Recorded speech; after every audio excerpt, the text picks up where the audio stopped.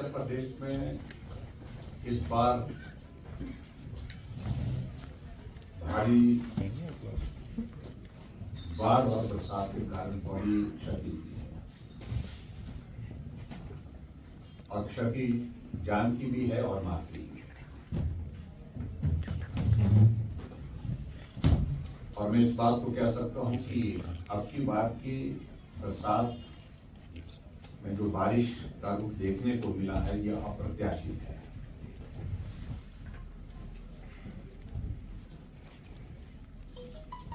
लगभग 170 से ज्यादा लोगों की जान गई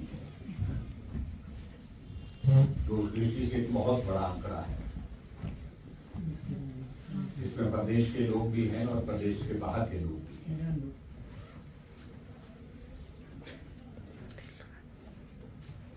और इस बरसात के कारण जो इंफ्रास्ट्रक्चर को जो डैमेज हुआ है उस क्षति की पूर्ति करना बहुत ही कठिन भी है और इसमें समय भी बहुत लगेगा, पैसा भी बहुत लगेगा, इसमें भी कोई बुराई नहीं है। हिमाचल प्रदेश में हम विपक्ष में हैं और विपक्ष की ओर से हमने पहले दिन से ही बड़ा स्पष्ट किया इस संकट के क्षण में हमारा सहयोग पूरी तरह से सरकार को मिलेगा। सरकार काम करे और जहां मदद करने की आवश्यकता जिस रूप में हो पाएगी हम मदद करने के लिए तैयार हैं। और उस दृष्टि से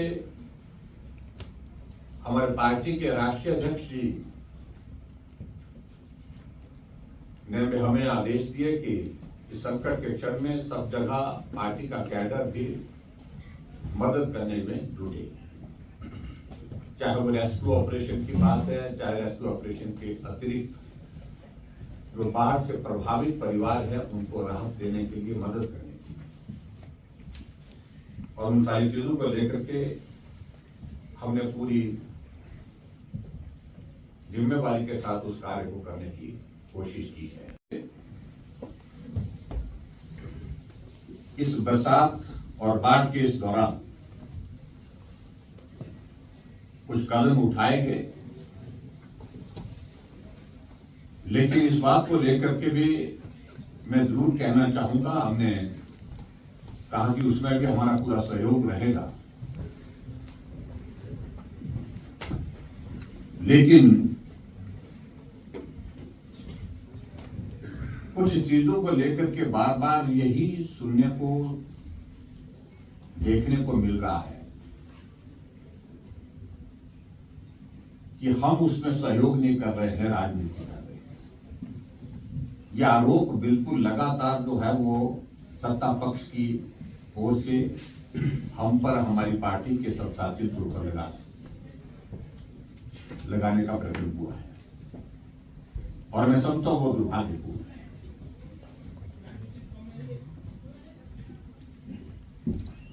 देखिए, मैं बेसिक चीजों को लेकर के 2-3 चीजों का जिक्र करना चाहूंगा। इस हिमाचल प्रदेश में मुझे भी 5 वर्ष बतौर मुख्यमंत्री काम करने का अवसर प्राप्त हुआ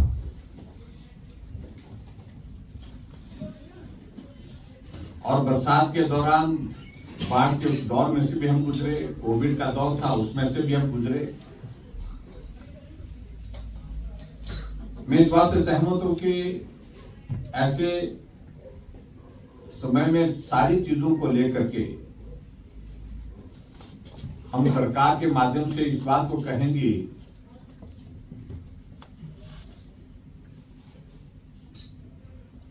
कि हम बेहतर कर रहे हैं, ये कभी संभव नहीं हो पाता है। बेहतर करने का प्रयत्न जरूर होना चाहिए।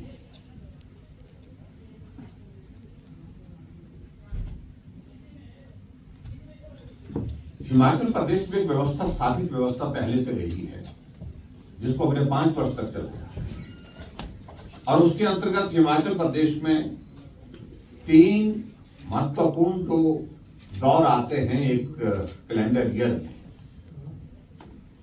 बरसात का दौर आता है, गर्मी का दौर आता है जिसमें सूखे से निपटना पड़ता है, बरसात में बरसात से बाढ़ से निपटना पड़ता है, सर्दी का मौसम आता है तो बर्फ से निपटना पड़ता है। सरकार के दौरान हमेशा एक कोशिश होती थी हमारी कि बरसात से पहले आकलन करके तैयारी की दृष्टि से हम बैठक करते थे, हाई लेवल बैठक करते थे स्टेट के स्तर पर, जिसमें मुख्यमंत्री के साथ साथ में वरिष्ठ अधिकारी उपस्थित रहते थे।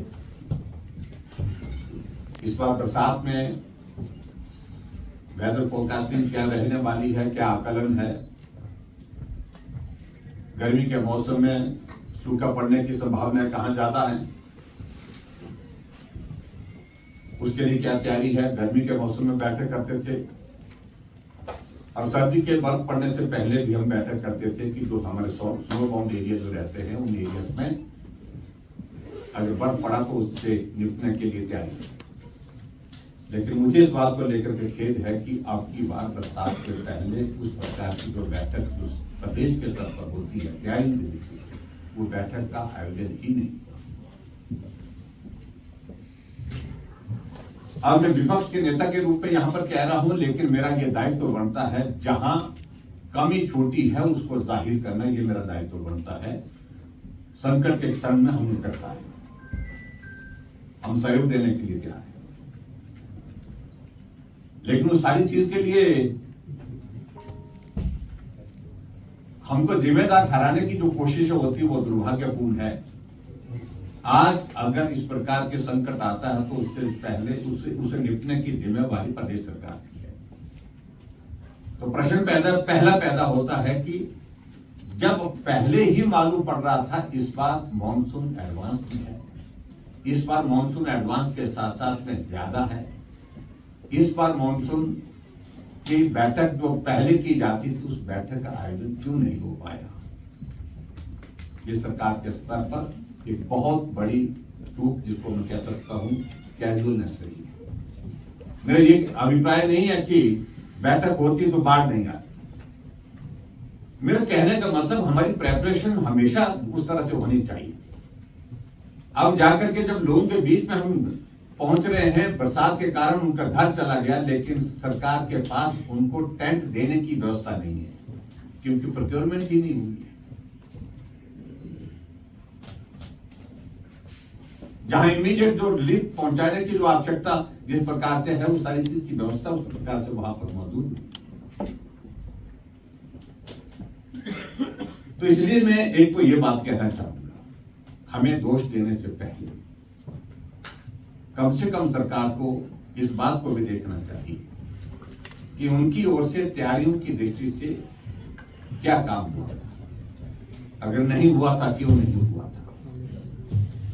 ये प्रश्न प्रदेश के नेतृत्व के समक्ष भी है और प्रदेश के अधिकारियों के समक्ष में भी है। उसके बाद आगे बढ़कर के मैं बात करता हूं, जैसे ये बरसात का ये दौर आया और संकट आया और उसके कारण जब तबाही का वो दौर शुरू हुआ पूरे प्रदेश भर में,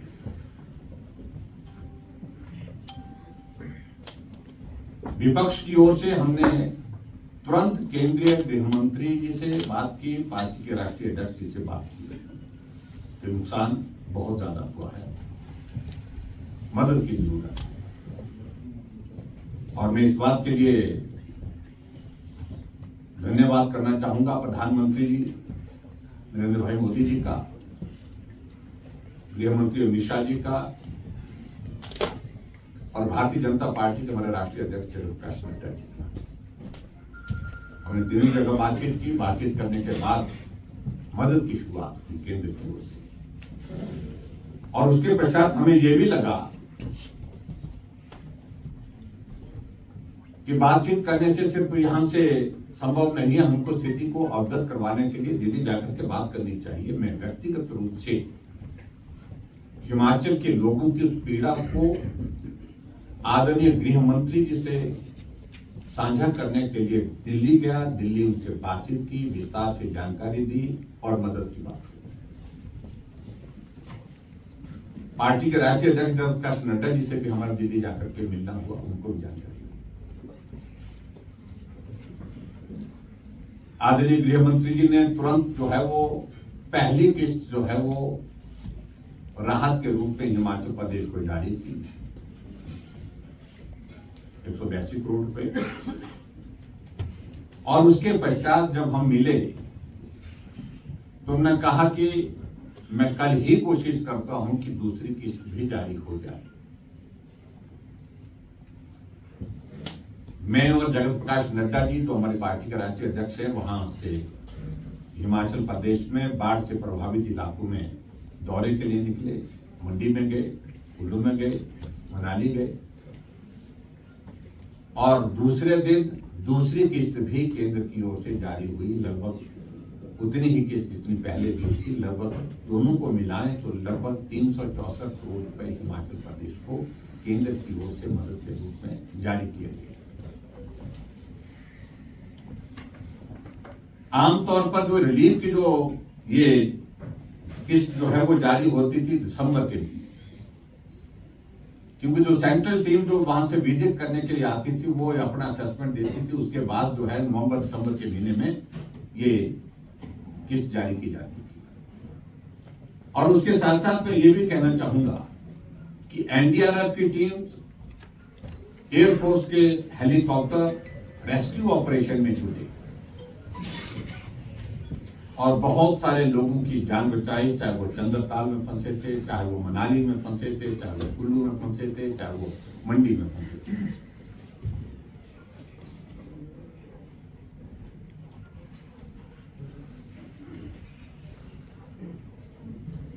और उसके पश्चात बहुत खेद के साथ हमको ये जरूर कहना पड़ता है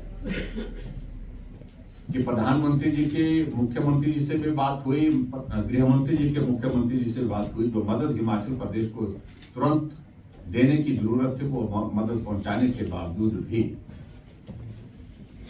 मुख्यमंत्री का बार बार इस बयान को देना कि कोई भी मदद हिमाचल प्रदेश को नहीं मिली है, ये दुर्भाग्यपूर्ण है।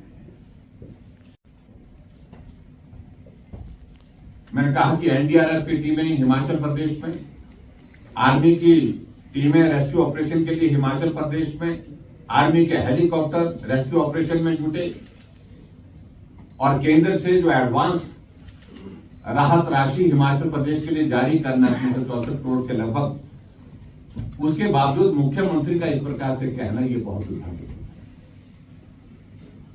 और केंद्र की ओर से हिमाचल प्रदेश में तुरंत जो है जो टीम नवंबर के महीने में आमतौर पर आती थी, बरसात का, बाढ़ का जो नुकसान होता उसका जायजा लेने, उसका आकलन करने के लिए वो टीम तुरंत भेज करके हिमाचल प्रदेश में घूम करके जो है अपनी रिपोर्ट देने वाली।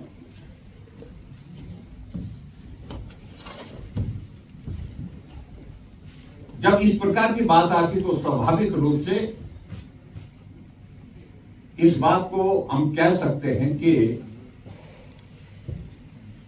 राजनीति की शुरुआत इस संकट के क्षण में, इस त्रासदी के दौरान अगर शुरू हुई है तो वो सत्ता पक्ष की ओर से हुई है।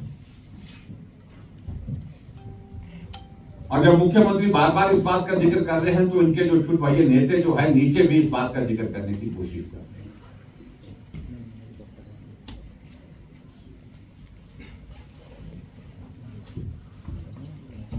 जो नुकसान हुआ है इस बार, जो इंफ्रास्ट्रक्चर को हुआ है, रोड इंफ्रास्ट्रक्चर, चाहे वो स्टेट हाईवेज है, चाहे नेशनल हाईवेज है, चाहे फोर लेन है, गवर्नमेंट बिल्डिंग है, प्राइवेट बिल्डिंग है, वो बहुत ज्यादा है।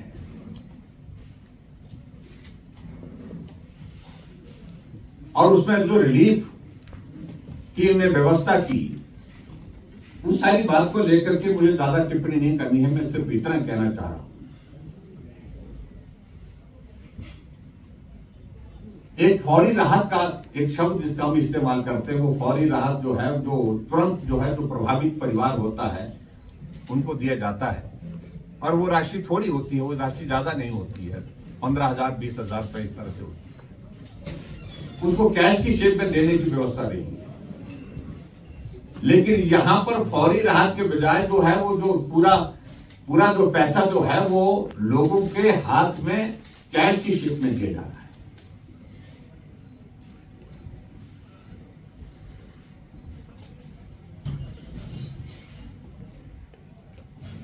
और कैश देने वाले कौन हैं? विधायक को समझ में आता है, कोई अधिकारी हो तो समझ में आता है, मंत्री हो समझ में आता है, लेकिन कांग्रेस पार्टी के पदाधिकारी फोटो खींच करके जो है वो कैश हाथ में लेकर के, जैसा कि वो अपने घर से उस पैसे को दे फोटो खींच रहे। विधायक का परिवार के सदस्य जाकर के इस प्रकार से वो पैसा बांट रहे हैं। ये आदमी हमारा कांग्रेस पार्टी का वर्कर है। नुकसान सबका हुआ, चाहे बीजेपी का, कांग्रेस का, किसी भी विचारधारा का, किसी भी व्यक्ति का नुकसान हुआ है, उसका आकलन होना चाहिए, उसके मुताबिक उसको रिलीफ मिलना चाहिए, लेकिन वहां पर भी भेदभाव हो रहा है। क्योंकि ये विपक्ष की भूमिका के दौरान मैं इसलिए कह रहा हूं कि मेरे पास विपक्ष की जिम्मेवारी है, लेकिन मैं इस बात को कह रहा हूं कि इस बात को जहां जहां रिलीफ बांटा गया है वहां लोग जाकर के, अगर आप में से मीडिया के लोग जाएंगे तो आप लोगों के बीच में उनसे बातचीत करेंगे जब, तो वो अपने आप ही बताएंगे कि तो किस तरह से भेदभाव होता है। बहुत सारे प्रश्न खड़े हुए हैं सारी चीज को लेकर।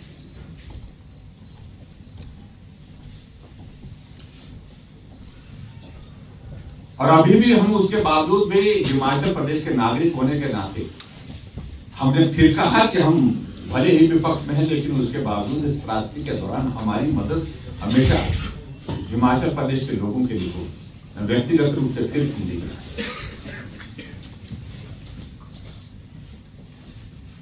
और मैं केंद्रीय मंत्री आदरणीय नितिन गडकरी से मिलकर के हमने पूरी जानकारी उनको दी है हिमाचल के नुकसान की, और खास तौर से पर्टिकुलरली जो रोड इंफ्रास्ट्रक्चर जो डैमेज हुआ है, 4 लेन्स ये नेशनल हाईवे, स्टेट हाईवे, सारी जो जितने सड़कों का अधिकार है। और मुझे इस बात को लेकर के संतोष है कि जब मैंने उनसे निवेदन किया, जब अधिकारियों के बीच में बैठ कर चर्चा कर रहे थे, तो मैंने निवेदन किया उनसे कि हिमाचल प्रदेश में इस त्रासदी को देखने के लिए, इसका आकलन करने के लिए अगर आप व्यक्तिगत रूप से आ सके तो मुझे लगता है कि वो बहुत उपयोगी होगा, जहां लोगों को भी मिलने का मौका मिलेगा और जहां आपको अपने आंखों से देख करके उस नुकसान की भरपाई करने के लिए क्या करना चाहिए, उस सारी चीज को लेकर के भी एक आपके वहां उस दौरे के दौरान जाकर के आसानी रहेगी चीजों को असेस करने की, चीजों को आगे प्लान करने की। और मुझे इस बात की खुशी है कि आदरणीय नितिन गडकरी जी ने उसी वक्त अधिकारियों का आदेश दिए कि मेरा टूर प्रोग्राम बनाइए और हम वहां पर जाएंगे। 1 तारीख की डेट निर्धारित हुई थी, लेकिन उसके बाद फिर 4 तारीख की बात कही, लेकिन अभी सुबह ही मुझे मेरा फिर से उनके कार्यालय से संपर्क हुआ है। अब 4 नहीं 1 तारीख को ही नितिन गडकरी जी हिमाचल प्रदेश में कुल्लू मनाली के फर्स्ट फेज में इस दौरे पर आएंगे। और उसके बाद उसने कहा कि और जगह भी जाने की आवश्यकता रहेगी, क्योंकि हाउस चला है इस वक्त, तो उसके बाद आगे की भी बात सोचेंगे। पहले कुल्लू मनाली का जो 4 लेन का जो डैमेज हुआ है उसको पर्टिकुलरली वो देखना चाह रहे हैं। और कुल्लू मनाली का जो हमारा 4 लेन का जो डैमेज हुआ है, निश्चित रूप से वो बहुत दुखदायी है, क्योंकि 1 महीने के अंदर अंदर हम उसका उद्घाटन आदरणीय प्रधानमंत्री जी से करने वाले थे। पूरी तैयारियां उसकी चली गई। मित्रों, कुल मिलाकर के मैं आप सबके बीच में ये कहना चाहता हूं कि हिमाचल प्रदेश में इस त्रासदी के दौरान हमने ईमानदारी से कोशिश की कि हिमाचल प्रदेश सरकार को जो उचित कदम वो उठा रहे हैं उसमें हम सहयोग दें। लेकिन विपक्ष की ये एक नैतिक जिम्मेवारी भी है कि अगर सरकार की ओर से कोई कोताही होती है, सरकार बार बार कोई गलत काम करती है, तो उसे रोकने की जिम्मेवारी भी हमारी, टोकने की जिम्मेवारी भी हमारी है। बहुत विचित्र लगा जब रेस्क्यू ऑपरेशन के दौरान हिमाचल प्रदेश में आर्मी के हेलीकॉप्टर को डिप्यूट किया गया, और रेस्क्यू ऑपरेशन के लिए जब हेलीकॉप्टर डिप्यूट किए जाते हैं, वो डेडिकेट किए जाते हैं स्पेसिफिक उस काम के लिए। और मुझे बहुत हैरानी हो रही है कि हिमाचल प्रदेश का मंत्रिमंडल उसमें घूमने नहीं पड़ा। हमारे दौरान भी हिमाचल प्रदेश में रेस्क्यू ऑपरेशन के लिए हमने आर्मी के हेलीकॉप्टर की रिक्वेस्ट दी थी, हमने आर्मी के हेलीकॉप्टर मांगे थे और काम पे लगे, लेकिन ना कोई मंत्री उसमें गया, ना ही मुख्यमंत्री गया।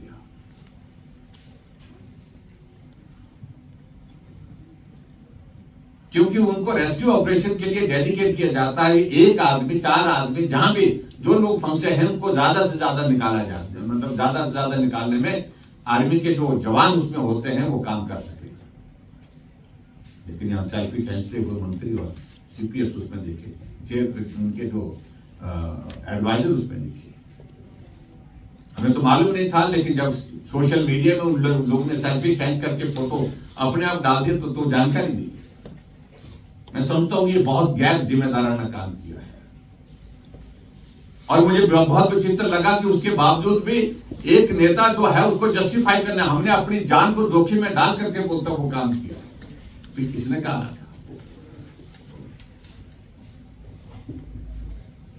आगे सर्वेक्षण के लिए अगर जाते हैं तो मुख्यमंत्री अपने मंत्री के साथ जाएं तो अपने हेलीकॉप्टर अलग से करें, लेकिन उस हेलीकॉप्टर को जो एंगेज सिर्फ इसके लिए किया गया है, रेस्क्यू ऑपरेशन के लिए किया है, उसको उसी काम के लिए डेडिकेट किया जाता है। उसमें इस तरह की चीजें नहीं होती है। लेकिन कहा, बड़ा चित्त लगा, एक जगह तो कहा गया कि जब चंद्रताल में आर्मी के जवानों ने हाथ खड़े कर दिए तो हमने हिम्मत की होती। मैं समझता हूं ये आर्मी के प्रति बहुत बड़ी टिप्पणी है, दुर्भाग्यपूर्ण टिप्पणी है। जिन आर्मी के जवानों ने उन लोगों को वहां से उठा करके हेलीकॉप्टर में बिठाया, बोर्ड करवाया और उसके बाद उनको सुरक्षित निकाल कर श्रेय उनको जाता है। और यहां श्रेय लेने की बात, जैसे कि इनके सीपीएस और मंत्री जो है वहां पर जाकर के उनको उठा करके पीठ पे लेकर के जो है वो रेस्क्यू करते, ये सारी चीजें दुर्भाग्यपूर्ण। और ऊपर से यही कहा जाता है कि हमने तुरंत इतनी तुरंत जो है हमने सारी कार्रवाई की है, और इस तरह से कार्रवाई की है कि हमने राहत राशि जो है 2 दिन के अंदर जो है वो पूरे प्रदेश में बांट दी। आप जाइए तो इलाके में जाइए, अभी भी हिमाचल प्रदेश में अधिकांश पेयजल योजनाएं प्रभावित हैं। हिमाचल की छोड़िए, मैं शिमला में हूं। शिमला के अंदर पानी का संकट बरसात के दौरान कभी नहीं होता था, लेकिन अब की बार बड़ी बरसात होने के बावजूद भी शिमला में पानी का संकट है। हमारी सरकार होती थी, एक दिन पानी बंद होता था, दूसरे दिन कांग्रेस के नेता बाल्टियां उठा करके यहां पर आ जाते धरना देने। और आज की परिस्थिति, कई दिनों तक पानी नहीं आ रहा। पेयजल योजना हिमाचल के अधिकांश जहां बाढ़ आई है, बरसात ज्यादा हुई है, वहां प्रभावित है। बिजली की आपूर्ति अभी तक बहुत सारे इलाकों में प्रभावित है, वो नहीं हो पाई है। सड़कें तो बहुत बुरी तरह से प्रभावित है। एक तरफ से सेब का सीजन चल पड़ा, 80% सड़कें ग्रामीण क्षेत्रों की, जो पर्टिकुलरली जो जहां से एप्पल की क्रॉप हमारी मार्केट तक जानी है, वहां अभी तक खुली नहीं है, अवरुद्ध पड़ी है। और यहां पीठ समित पाई जा रही है कि बहुत बड़ा काम कर दिया है, बहुत ज्यादा हमने राहत कार्य में तेजी की है।